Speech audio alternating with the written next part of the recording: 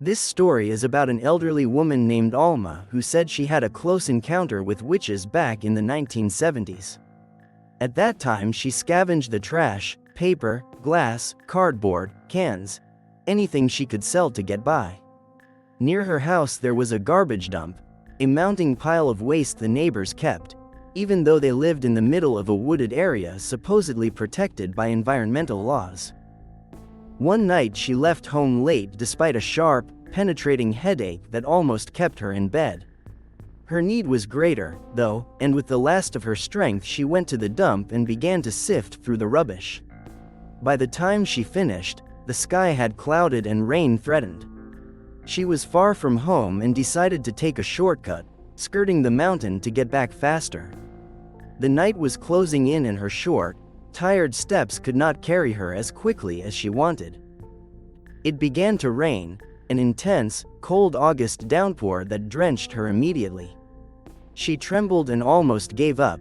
She tried to shelter under a tree and wait, but she felt like her legs belonged to someone else.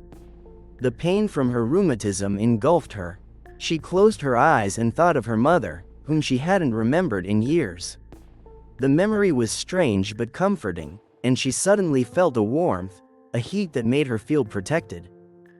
Then a voice called to her. In the trees a young woman reached out and offered her a hand, asking her to come closer. Alma struggled up and, a few steps later, found herself standing before a very large house she could not understand had been there all along. The young woman invited her in. Surprised by their kindness, Alma accepted. The house was beautiful, with wide rooms and wooden furniture, deep, comfortable cushions, and thick, crumpled carpets that swallowed her feet.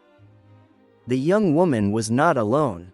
Two other women, also young and strangely beautiful, stood with her. Their eyes were a translucent green and their lips a brilliant, glowing red. Alma was more and more amazed that such a house and three women in the middle of a forest would show her such hospitality. They lent her dry clothes, offered her coffee, and invited her to dinner. They said they were sisters who had lived there for years. It felt oddly like being in her grandparents' house. They insisted she stay the night. They would not let her walk home in the dark and rain. She agreed on the condition that she could wash the dishes, and they allowed her to sleep in the kitchen. Enough kindness was payment enough. She would not accept one of the young women's rooms. Around 10 o'clock they all lay down to rest. In the morning she woke sweating. Something in the kitchen was wrong. The rain had stopped and the cold had not only gone but been replaced by unbearable heat. She rose to see what it was and realized the oven was on. She had not heard anyone come into the kitchen, and when she saw the three girls pass by her, something about them made her wish she hadn't looked. Curiosity made her open the oven. Inside was a long, greasy tray where 6 legs and 6 arms lay, blackened and bitten, smelling of burnt hair. She staggered to the window and saw the 3 young women outside. They had no legs and no arms, and they floated among the trees, laughing and tossing a huge ball of fire between them. She could not look away. A coldness rose from her feet, creeping up her legs and clouding her head. The world spun and she fainted. Very early that morning she woke in her own bed, still wearing the clothes the women had lent her. She never went back to the dump, and she never went into that part of the forest again. No one believed her story. Whenever she told it she would cry with fear.